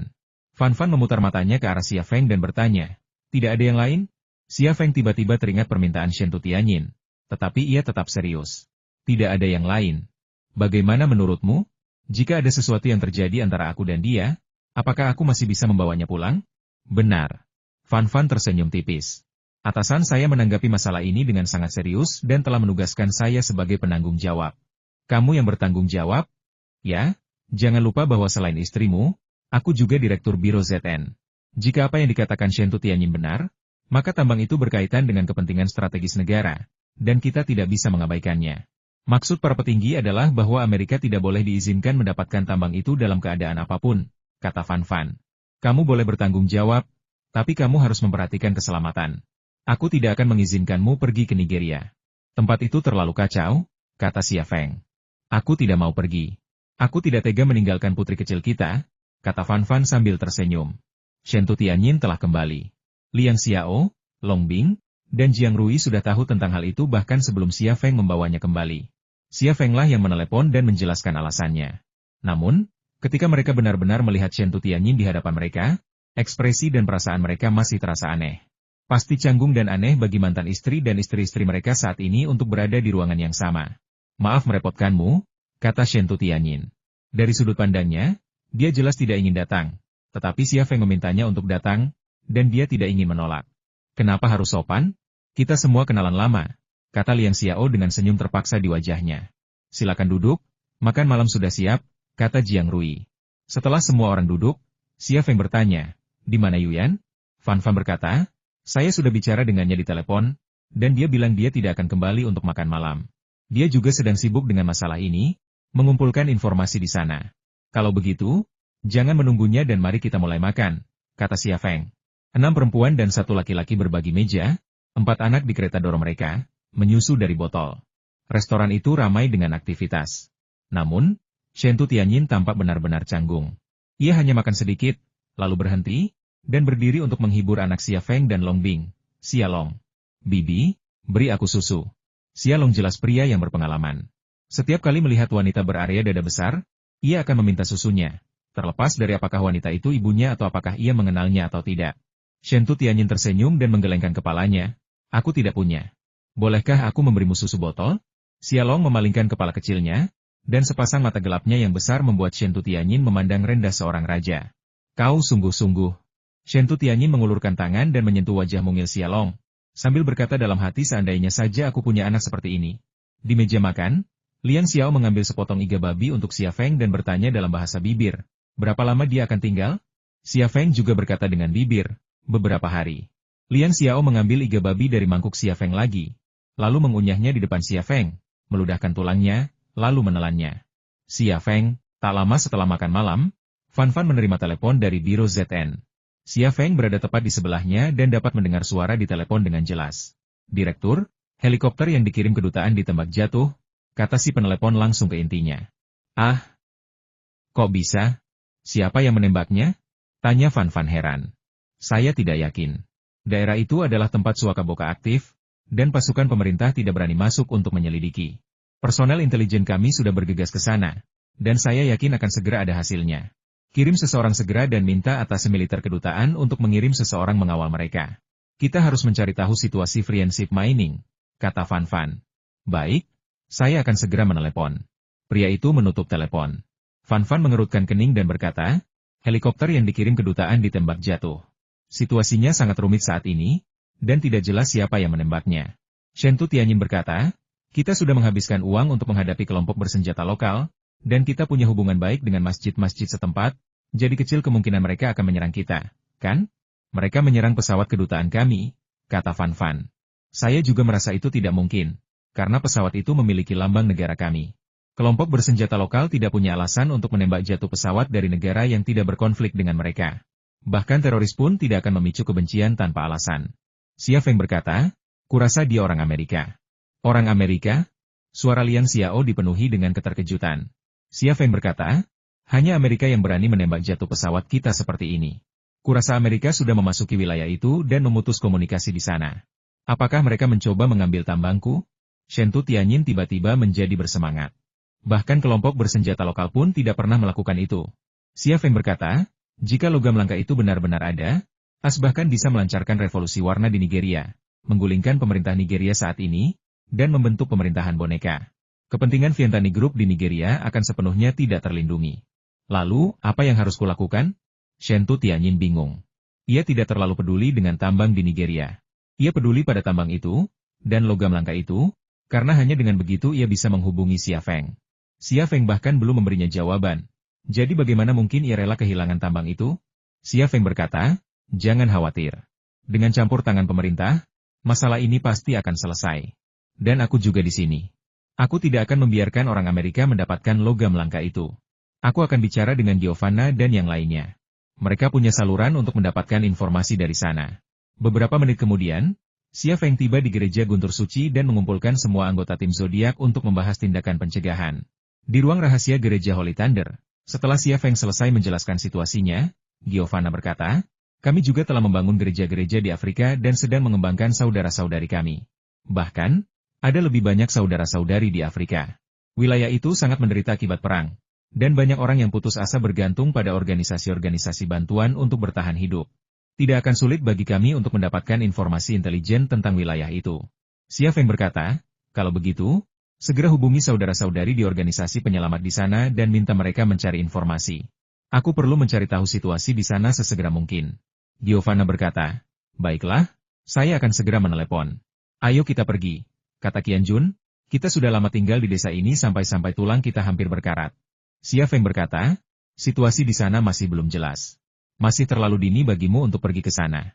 Qian Jun berkata, kalau kita menunggu sampai dapat informasi sebelum berangkat, kita tidak akan punya cukup waktu kalau terjadi sesuatu yang tidak terduga. Ayo kita ke sana dan lihat. Xia Feng berpikir sejenak. Baiklah kalau begitu, bersiaplah dan berangkat ke Nigeria. Aku akan mengirimkan informasinya segera setelah aku menerimanya. Lagi pula, kalau kita yakin punya logam langka itu, aku juga akan ikut. Kamu juga mau ke Nigeria? Tanya Angumihan. Apa itu terlalu berbahaya? Xia Feng berkata, seberapapun berbahayanya, itu tidak seberbahaya Area 51, kan? Apapun yang terjadi, aku tidak akan membiarkan orang Amerika mendapatkan logam langka itu. Lagi pula, tambang itu milik grup Wan Xiang. Giovanna menelepon di ruang belakang, lalu menghampiri dan berkata, banyak orang di sana, dan mereka sudah bertindak. Penanggung jawab di sana adalah seorang pria Hausa bernama Sang Mubamu. Dan dia meminta beberapa senjata kepada saya. Dia bilang untuk sampai ke Friendship Mining harus melewati area yang sangat berbahaya. Dan meskipun banyak orang di sana, mereka hanya punya sedikit senjata. Xia Feng berkata, gampang. Aku akan segera menelepon Pangeran Khalifa dan memintanya mengirimkan beberapa. Itu bagus, kata Giovanna sambil tersenyum. Meminta Pangeran Khalifa mengirimkan senjata yang diproduksi oleh kelompok kuda petir kepada lembaga penyelamat, dan kemudian meminta kelompok kuda petir untuk memasok Pangeran Khalifa, akan menghemat banyak masalah. Ini adalah metode Xia Feng untuk mempersenjatai rakyatnya sendiri. Dan Pangeran Khalifa selalu senang memenuhi kebutuhan Xia Feng karena ia dapat membeli senjata yang diinginkannya dari kelompok kuda petir dan mendapatkan lebih banyak diskon. Meskipun insiden semacam itu terjadi, hal itu tidak memengaruhi pekerjaan Xia Feng dalam meneliti pesawat tempur super dan pembom strategis. Ia hanya memindahkan lokasi kerjanya ke ruang belajar di Ping An Residence. Ia tinggal di ruang belajar selama setengah hari. Dan hari sudah malam ketika ia menyelesaikan pekerjaannya. Saat hendak meninggalkan ruang belajar, Tang Yuyan masuk dengan wajah lelah. Hari sudah malam ketika dia keluar. Ketika dia meninggalkan ruang belajar, Tang Yuyan juga kembali, tampak lelah. Xia Feng merasa sedikit kasihan padanya. Kamu sedang hamil, jadi jangan bekerja terlalu keras. Istirahatlah di rumah lebih banyak. Kalau memang tidak bisa, mintalah cuti. Saya ingin, tapi saya tidak bisa melepaskannya, kata Tang Yuyan. Mari kita bicarakan situasi di Nigeria. Saya sudah menerima informasi intelijen dari petugas intelijen di sana. Area tempat Friendship Mining berada telah diblokir oleh personel bersenjata dari Boka Sanctuary. Para pekerja dan teknisi kami di sana berada dalam situasi yang sangat berbahaya. Dan pihak-pihak terkait saat ini sedang mendiskusikan cara menyelamatkan personel kami. Tianyi mengatakan bahwa grup Wan Xiang telah mengendalikan kelompok bersenjata di daerah itu dan bahkan menyumbangkan uang ke masjid setempat. Mereka memiliki hubungan baik dengan penduduk setempat. Tidak ada hal buruk yang terjadi selama bertahun-tahun. Tetapi sekarang mereka tiba-tiba berbalik melawan mereka. Pasti ada seseorang di balik ini, kata Xia Feng. Tang Yuyan bertanya, maksudmu? Amerika benar-benar menguasai wilayah itu? Kemungkinan besar, kata Xia Feng. Kemungkinan lain adalah kelompok bersenjata Boko Haram telah mengetahui nilai tambang tersebut dan bersiap untuk mendudukinya serta merampas keuntungan yang mereka inginkan. Namun, kemungkinan ini sangat kecil. Jika Boko Haram saja tahu, bagaimana mungkin pemerintah Nigeria tidak tahu? Jika pemerintah Nigeria tahu, pasukan pemerintah pasti akan mengambil tindakan. Tetapi sejauh ini belum ada kabar tentang tindakan pemerintah Nigeria. Aku juga berpikir begitu. Menurut analisismu, kemungkinan pertama lebih mungkin. Amerika telah menguasai wilayah itu melalui Boka Sanctuary. Tang Yuyan tampak sangat marah. Mereka benar-benar berani melakukan apa saja. Menembak jatuh helikopter kita dan bekerja sama dengan teroris. Namun di permukaan, mereka masih berpura-pura benar dan adil. Xia Feng memeluk pinggang Tang Yuyan dan berkata sambil tersenyum. Kenapa kamu begitu marah? Kamu kan sudah hamil. Kalau kamu begitu marah dan bersemangat, bagaimana kalau kamu hamil? Tang Yuyan masih tampak sangat marah. ISIS adalah contohnya. Amerika Serikat memang mendukung ISIS pada awalnya. Tetapi sekarang seberapa besar kerugian yang ditimbulkan ISIS bagi rakyat Timur Tengah? Alasan utamanya sebenarnya hanya satu, yaitu Amerika Serikat ingin menguasai Timur Tengah. Semuanya demi keuntungan. Oke, jangan marah. Aku akan membantumu tenang. Xia Feng meletakkan tangannya di dada Tang Yuyan dan dengan lembut menghiburnya. Trik ini benar-benar berhasil. Tang Yuyan tertawa terbahak-bahak. Hahaha, menyebalkan. Kau tidak membantuku tenang, kau hanya memanfaatkanku. Lalu apakah kau ingin aku memanfaatkanmu? Xia Feng berkata di telinganya.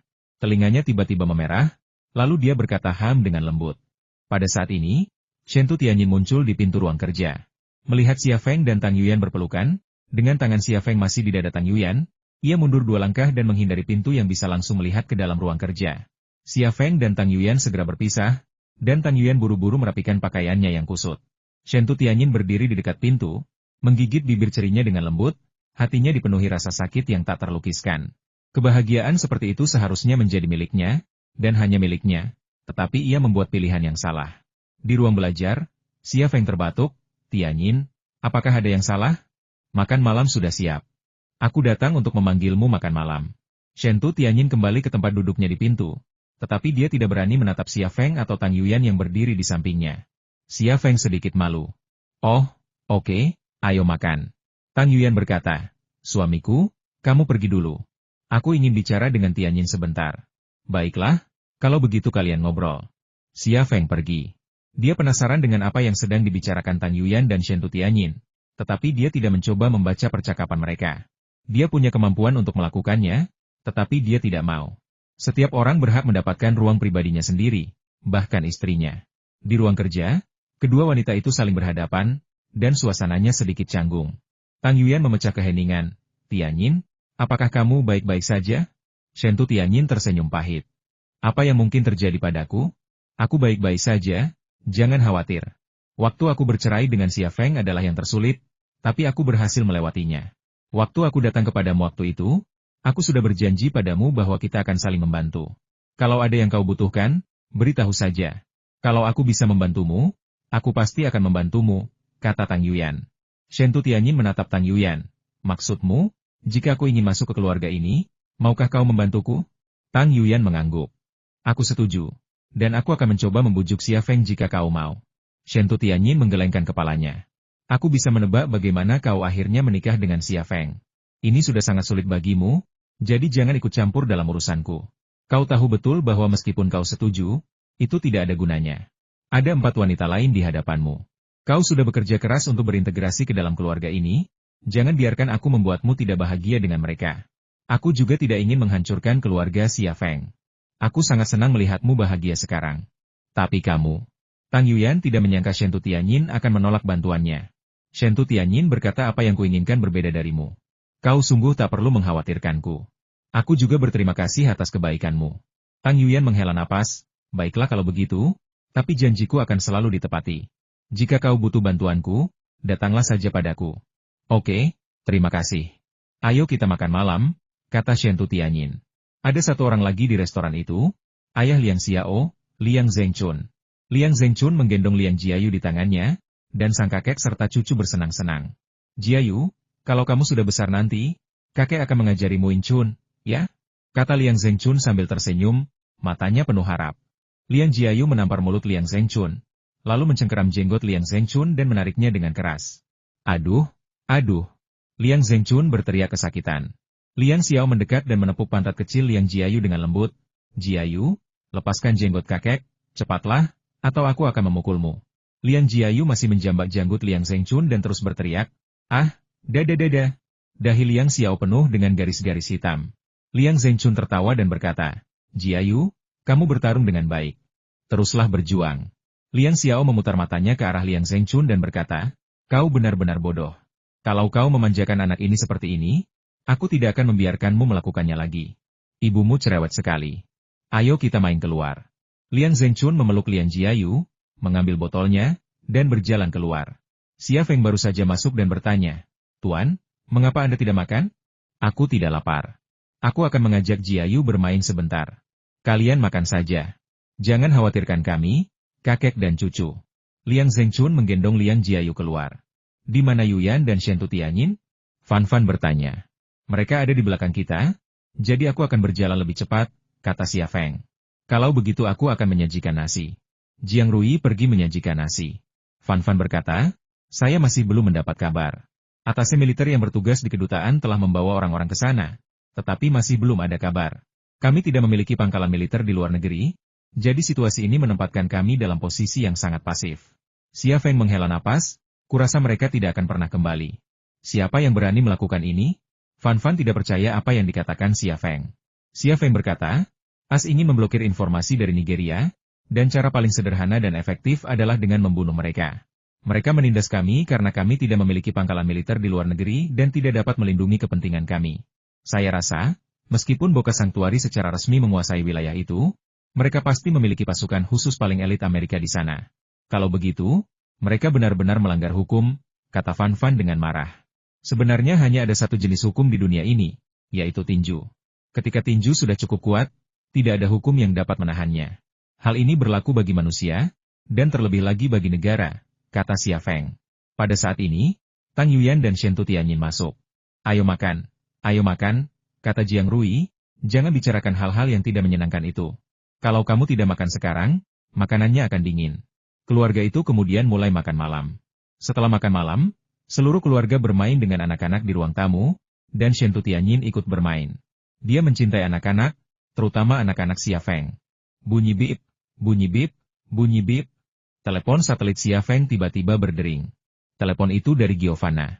Bos, saudara-saudara dari Rescue Society telah mendapatkan beberapa informasi, kata Giovanna. Friendship Mining telah dikepung oleh pasukan khusus Amerika, tetapi di pinggirannya terdapat personel bersenjata dari Boka Sanctuary.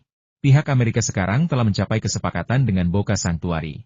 Ada berita lainnya? Seorang saudara yang datang untuk mengumpulkan informasi mengatakan bahwa ia memiliki seorang saudara yang bekerja di Friendship Mining. Ia mengatakan bahwa logam-logam langka memang digali di sana.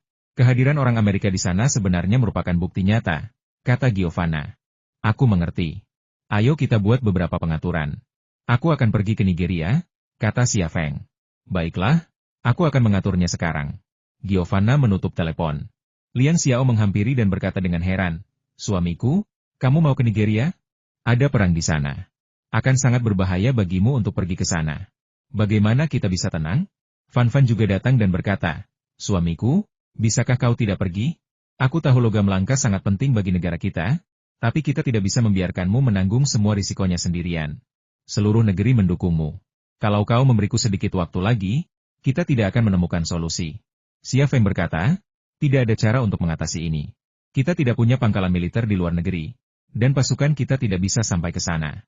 Satu-satunya solusi yang bisa kupikirkan adalah protes diplomatik, tetapi rakyat Tiongkok tidak akan peduli. Mereka hanya percaya pada tinju, jadi aku akan menghajar mereka dengan tinju. Long Bing berkata, bawa aku bersamamu. Aku akan pergi bersamamu. Liang Xiao juga berkata aku juga akan pergi. Xia Feng bertanya, apa yang kau pikirkan? Anak-anak masih sangat kecil, apakah kau rela meninggalkan mereka? Tatapan Long Bing beralih ke Xia Long, dan matanya tiba-tiba menjadi lembut. Meskipun Liang Xiao tidak dapat melihat Liang Jiayu, ketika dia memikirkan anaknya, dia merasakan perasaan campur aduk antara pahit dan manis di hatinya dan tidak dapat mengambil keputusan untuk pergi ke Nigeria. Xia Feng berkata, jangan khawatir, jika aku bisa kembali dari area 51, aku juga bisa kembali dari Nigeria.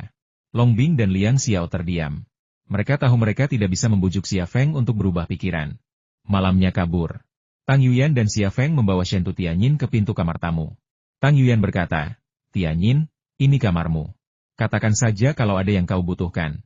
Shen Tu Tianyin mengangguk dan berkata, "Terima kasih." Dia menatap Xia Feng, seolah ingin mengatakan sesuatu tetapi ragu-ragu. Tang Yuyan tersenyum dan berkata, "Kalian berdua bisa mengobrol sebentar. Aku akan kembali ke kamarku dulu." "Yuyan, kamu." Entah kenapa, Xia Feng merasa sedikit bersalah. Tang Yuyan menoleh dan tersenyum. "Apa salahnya mengobrol sebentar? Kalian sudah lama tidak bertemu, pasti ada yang perlu dibicarakan." Xia Feng tersenyum kecut dan berkata, "Kembalilah ke rumah dulu. Aku akan datang nanti." "Ya." Tang Yuyan menjawab dan pergi. Shen Tu Tianyin berkata, "Dia telah berubah. Seorang wanita banyak berubah setelah menikah. Aku sangat bahagia untuknya karena dia bisa kembali padamu dan mendapatkan kebahagiaan yang diinginkannya." Hati Xia Feng dipenuhi kepahitan.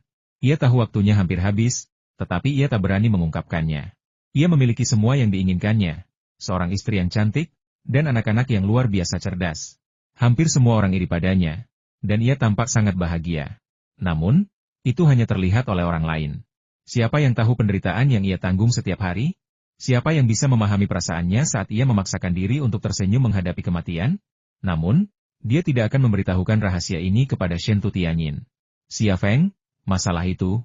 Shen Tu Tianyin mengalihkan topik ke sesuatu yang ingin dia ketahui jawabannya. Xia Feng akhirnya tersadar dan berkata, Tianyin, beri aku sedikit waktu lagi. Aku akan memberimu jawaban." "Baiklah, aku akan menunggu balasanmu." Mata Shen Tu Tianyin dipenuhi kesedihan. "Kapan kamu akan berangkat ke Nigeria?" Xia Feng berkata, "Giovanna dan yang lainnya seharusnya sudah mengatur semuanya besok malam." "Aku juga ingin pergi," kata Shen Tu Tianyin. "Hah?" Xia Feng tertegun sejenak. Ia tak menyangka Shen Tu Tianyin punya ide seperti itu. Shen Tu Tianyin bukanlah seorang pejuang.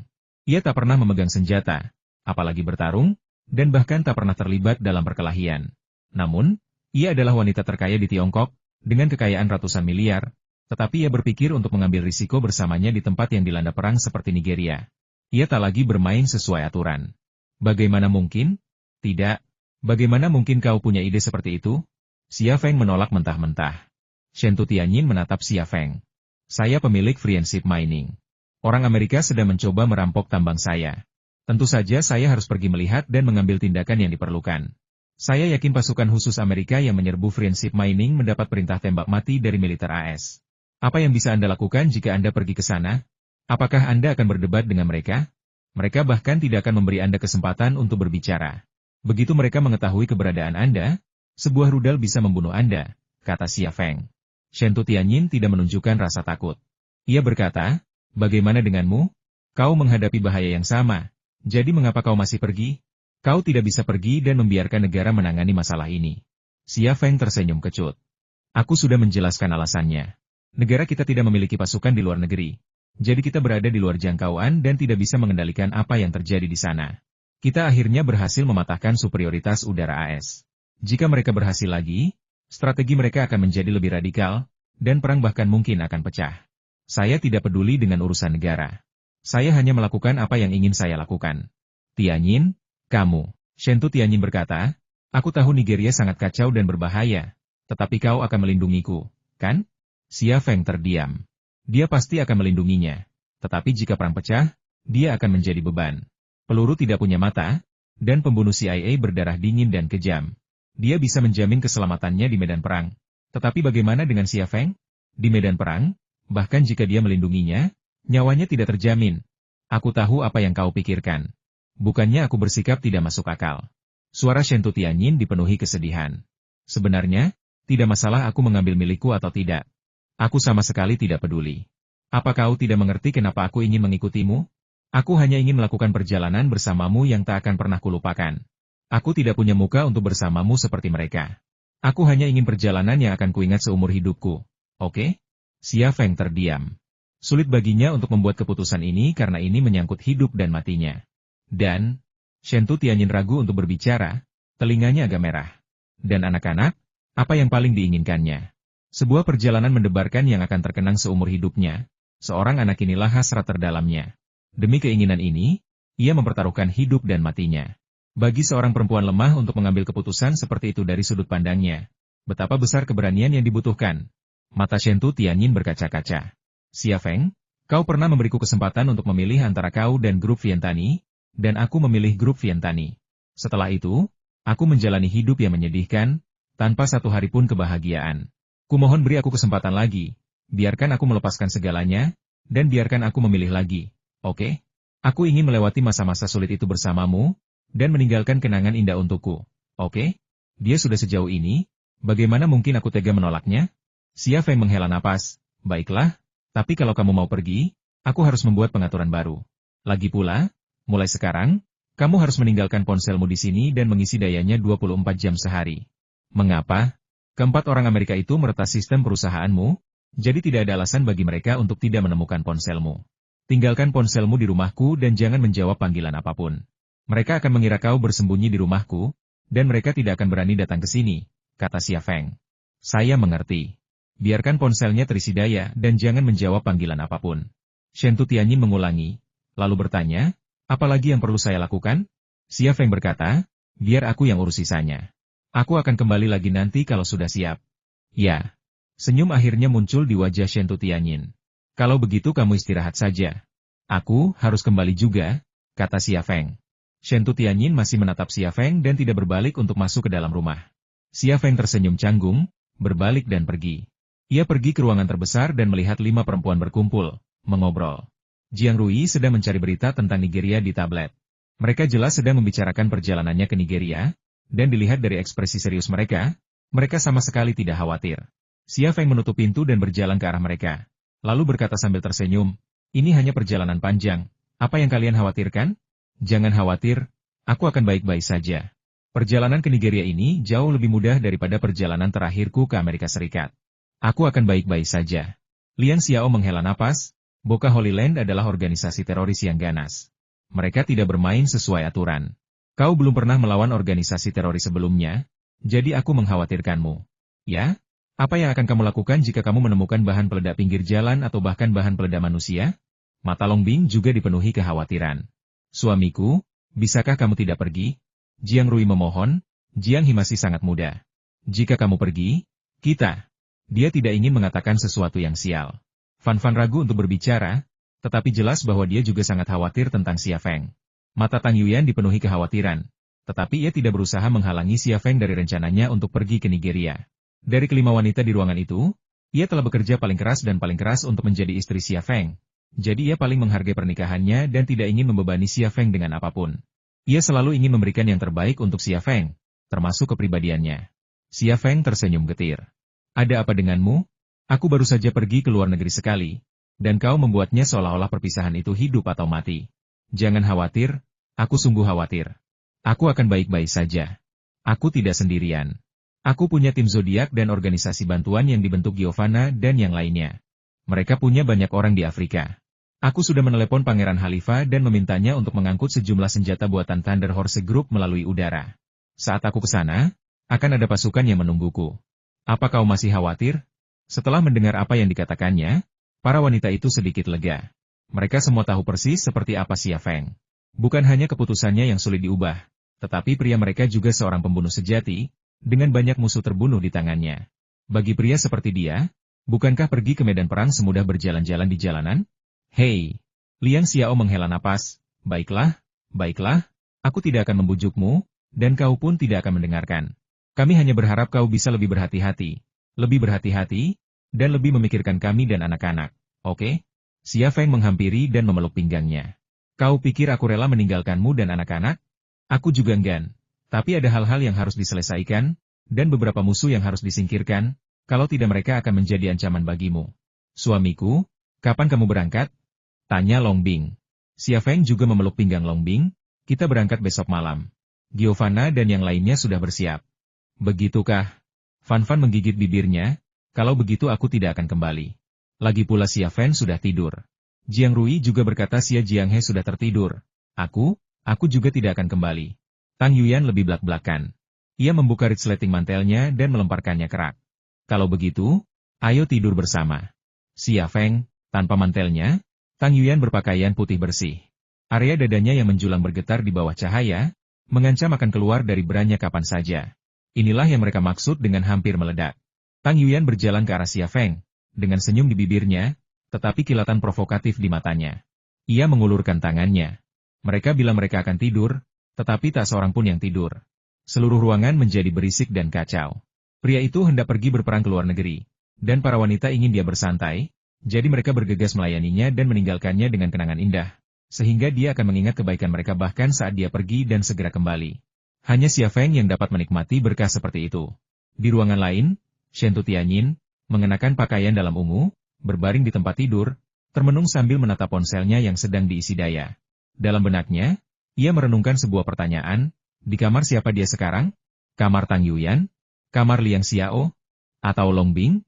Atau, tidak peduli yang mana yang dipikirkannya, hatinya sakit. Malam berikutnya, 4 wanita cantik berambut pirang asal Italia dan sekelompok besar orang dengan warna kulit berbeda menaiki pesawat khusus, yang kemudian lepas landas dan langsung menuju Afrika. Pesawat pribadi itu baru saja lepas landas. Di luar bandara, tampak 4 pria kulit putih duduk di dalam sedan Ford.